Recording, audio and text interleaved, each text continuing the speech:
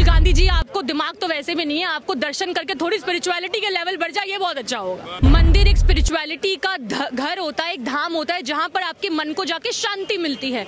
यहाँ पर फायदा क्या है? यहाँ पर एक हमारी पीढ़ी को ये दिखाया जा रहा है कि अंत में जीत सनातन की होती है, अंत में जीत परमात्मा की होती है। जो परमात्मा ने निश्चय कर दिया है वही होगा। राहुल गांधी की जो नॉलेज है पॉलिटिकल, नील बटा सन्नाटा थी, है और हमेशा रहने वाली है। और दूसरी बात देखिए, पहले यात्रा करता है, उसके बाद में यात्रा का नाम भी चेंज कर देता है। जाता कहाँ है, असम से कहाँ पहुंच जाता है, उसका खुद का स्टैंड है।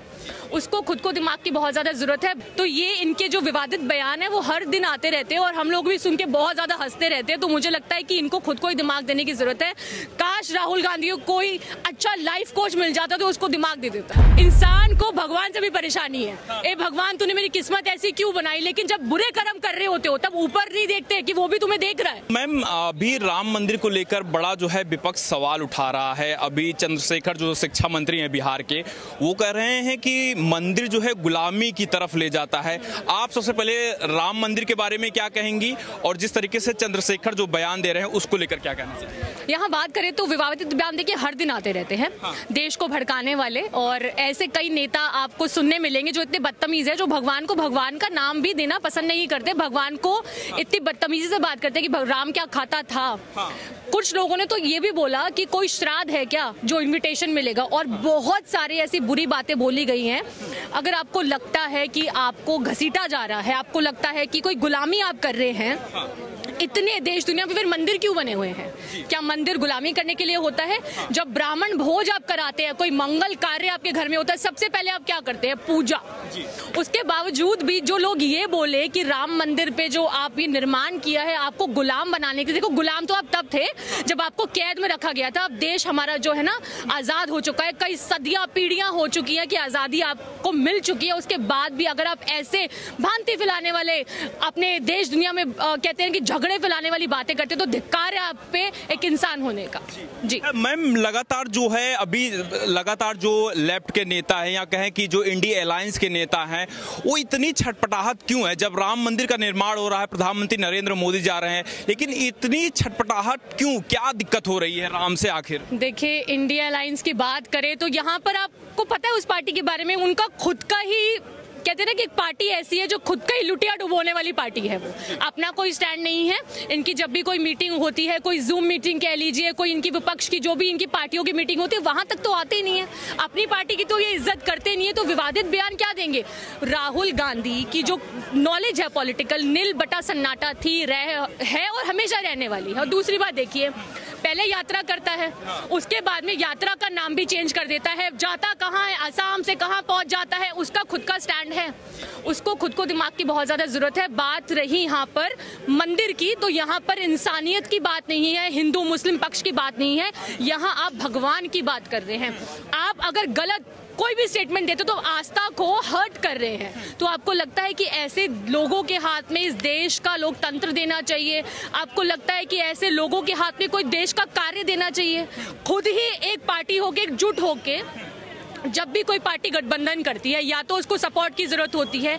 और बीजेपी एक लौटी पार्टी है मुझे लगता है, जहां पर सारे लोग आपस में मिक्स होके चल रहे हैं। यहाँ पर ये एक दूसरे के ऊपर ऑपोजिट होके ही चल रहे हैं। तो ये इनके जो विवादित बयान है वो हर दिन आते रहते हैं और हम लोग भी सुन के बहुत ज्यादा हंसते रहते हैं। तो मुझे लगता है कि इनको खुद को ही दिमाग देने की जरूरत है। काश राहुल गांधी को कोई अच्छा लाइफ कोच मिल जाता तो उसको दिमाग दे देता। मैम, ये मोहब्बत की दुकान लगातार चलाने की बात हो रही, नया साल है, जब प्यार मोहब्बत की हमेशा बात होती है तो नफरत का एजेंडा इतना क्यों चलाया जा रहा है? ओवैसी साहब भी कह रहे हैं कि हमारी मस्जिदें हमसे छीन ली जाती हैं। ये तमाम जो है मोहब्बत के बाजार में ये नफरत वाली दुकान क्यों चलाने की कोशिश हो रही है? ओवैसी साहब के बारे में मैं कुछ कहना नहीं चाहूंगी, क्योंकि उन्होंने आज तक कुछ नहीं किया, सिर्फ देश के युवाओं को भड़काने के बयान दिए हैं। उनकी मस्जिदें जब नष्ट की गई थी तो वो कहाँ पर थे और उस समय वो कहाँ पे थे? क्योंकि आज अगर बात करें, हमारी यहाँ पर बात करते हैं लड़कियों के लिए ऐसा नहीं किया, वैसा नहीं किया। आपने क्या किया लड़कियों के लिए? आपने क्या किया देश के लिए? आपने क्या किया देश के युवाओं के लिए? आपने क्या बोला कि शांति रखो? आपने बोला कि नहीं देश संविधान से चलेगा? आपने क्या बोला? ओवैसी साहब का काम क्या है? सिर्फ भड़काने वाले भाषण देना। उनको ये नहीं पता कि आप जामा मस्जिद में आपने क्या किया था। आपको ये नहीं पता कि आपके लोगों ने हमारे हिंदू धर्म गुरुओं को रोलर के नीचे चला दिया था। लेकिन भड़काने वाले बयान बहुत जल्दी देने आ जाते हैं। लेकिन क्या आपने कभी कोई ये भाषण सुना है कि देश के युवा को बोला हो आपस में मिलजुल के रहिए, भाईचारा करिए, शांति बनाए रखिए, भ्रांति ना फैलाए? कभी नहीं सुनेंगे आप, कभी भी नहीं सुनेंगे आप। हमेशा सुनेंगे बस और बस विवादित बयान, जो आप आज की जो पीढ़ी है ना बहुत जल्दी सोशल मीडिया को कैच करती है और आपको लगता है जो सोशल मीडिया पे दिखाया जा रहा है वही सच है, जबकि वो सच नहीं है। सच वो है जब आप हिस्ट्री में जाएंगे, सच वो है जो आपके माँ बाप को पता है, सच वो है जो हमारे बड़े बुजुर्गों को पता है, क्योंकि जो सहा उन्होंने वो हम लोगों ने नहीं सहा।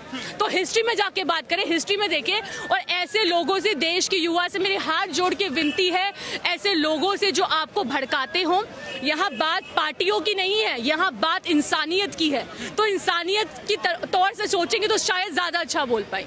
22 तारीख को रामलला आ रहे हैं, उससे पहले मैम आप जो है राजनीतिक विश्लेषक के तौर पर कैसे देखती हैं 2024 का जो सियासी माहौल है? वो लगातार ठंड का मौसम जरूर है लेकिन एकदम तापमान बहुत बढ़ चुका है। नरेंद्र मोदी जी इस तरीके से जा रहे हैं अयोध्या में, योगी आदित्यनाथ जा रहे हैं, तापमान बहुत बढ़ चुका है। 24 में माहौल क्या देख रही हैं राम जी के आने के बाद? देखिए, इससे क्या आपको लगता है इससे भव्य शुरुआत किसी साल की हो सकती है? बिल्कुल भी नहीं हो सकती। और जब प्रभु का नाम आता है ना, इंसान नहीं देखता कि ठंड कितनी है, धूप कितनी है, गर्मी कितनी है, फटाफट से पूजा के लिए हम लोग तैयार होकर चले जाते हैं। और यहाँ पे तो इतनी भव्य शुरुआत होने वाली है, 500 साल का स्ट्रगल खत्म होने आया है।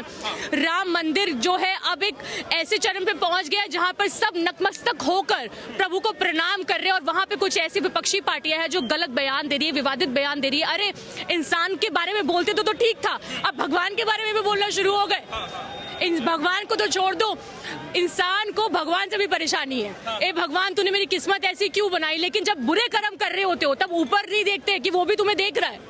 तो यहाँ पर मुझे लगता है हम बहुत खुश हैं, हम सब बहुत ज्यादा खुश हैं इस भव्य शुरुआत के लिए। सब तैयार है वेलकम करने के लिए। और इससे ज्यादा खुशी की बात इस देश दुनिया के युवाओं के लिए, हर एक पीढ़ी के लिए नहीं हो सकती।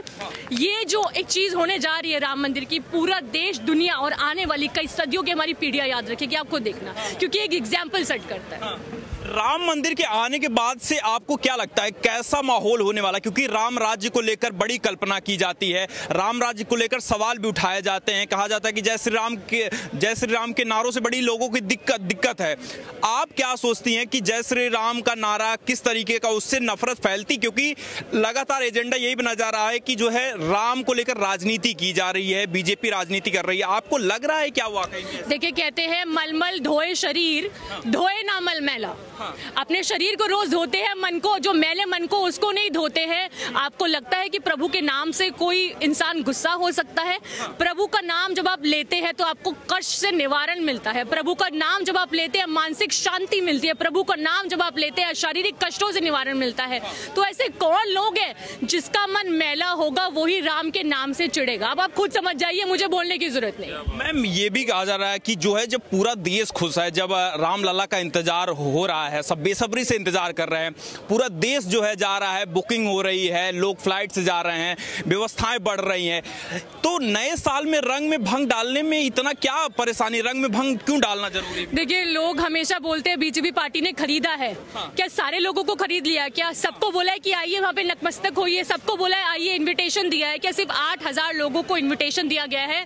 मैं आपके चैनल के माध्यम से अभी बोल रही हूँ, देख लेना, जब वहाँ पर पाँव रखने की जगह नहीं मिलेगी आप लोगों को, वहां पर लोग बढ़ चढ़ के हिस्सा लेंगे। क्योंकि ये जो एक दौर चल रहा है ना, आपको लगता है ना कि आप बुरे कर्म करके जी लेंगे, तो देखिए ये ग्रंथों में पहले लिखा गया है कि प्रभु के बिना कोई रास्ता किसी और नहीं जाता।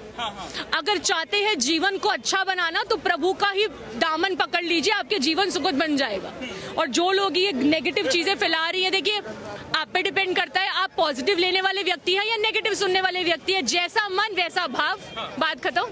राम को लेकर जो विवादित टिप्पणी की जा रही, मैम, ये कहा जाए एनसीपी के नेता हैं, वो कहते हैं कि राम मांस खाते थे, क्षत्रिय वंशज हैं। तो इस तरीके की जब टिप्पणी की जाती है, आपको लगता है कि ऐसे बयान क्यों दिए जाते हैं? जब प्रभु राम आ रहे हैं, देश इंतजार कर रहा है, तो प्रभु राम के बारे में ऐसी टिप्पणियों का क्या मकसद है, क्या? देखिए, आपने सुना है किसी की मानसिक स्थिति ठीक ना होना, तो ऐसे लोगों की मानसिक स्थिति ही ठीक नहीं होती, उनको साइकियाट्रिस्ट की जरूरत है। उनको क्या पता भगवान राम क्या खाते खाते थे, वहां पे जाके देख रहा था क्या वो?